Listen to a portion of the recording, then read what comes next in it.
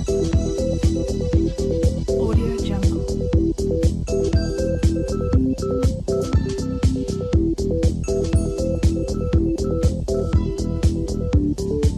Audio Jungle.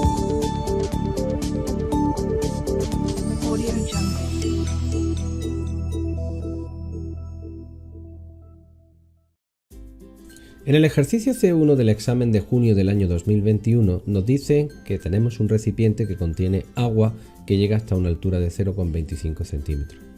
Sobre ella se ha colocado una capa de aceite y, procedente del aire, incide sobre la capa de aceite un rayo de luz que forma un ángulo de 50 grados con la normal. Nos piden que hagamos un esquema de la trayectoria que sigue el rayo en los diferentes medios, aire, aceite y agua, en el que incluyamos los valores de los ángulos que forman con la normal los rayos refractados en el aceite y en el agua, y que calculemos la velocidad de la luz en el agua.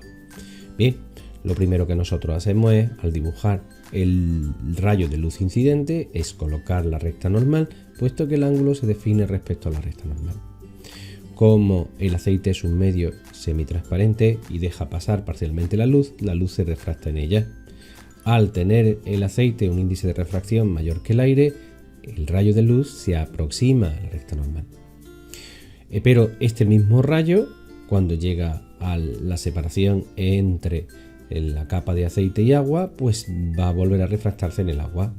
Fijaros que al pasar del aceite al agua, el índice de refracción vuelve a disminuir y por tanto de nuevo el rayo se separará.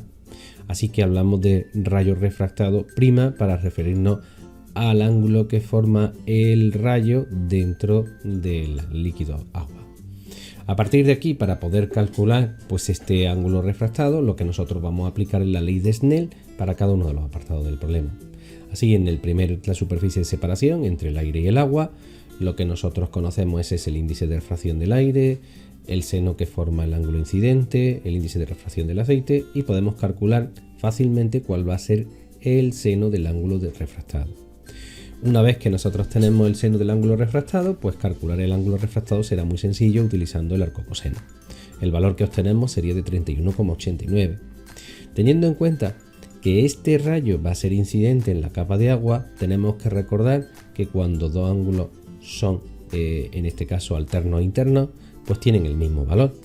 Por tanto, el rayo refractado entre el aire y el aceite tiene el mismo ángulo que el ángulo de incidencia que tendría el rayo cuando va a pasar al agua. De esta forma, pues nada, nosotros lo que volveremos a calcular va a ser cuál va a ser el nuevo seno del ángulo refractado. De esta forma llegamos a que el ángulo del seno refractado son 35,16 grados. Lo que nosotros comentábamos, fijaros, el ángulo incidente eran 50 grados, se reduce mucho puesto que pasamos a un medio más refringente como es el aceite, y vuelve a abrirse el ángulo al pasar a un medio menos refringente. Finalmente nos piden que calculemos la velocidad de la luz en el agua.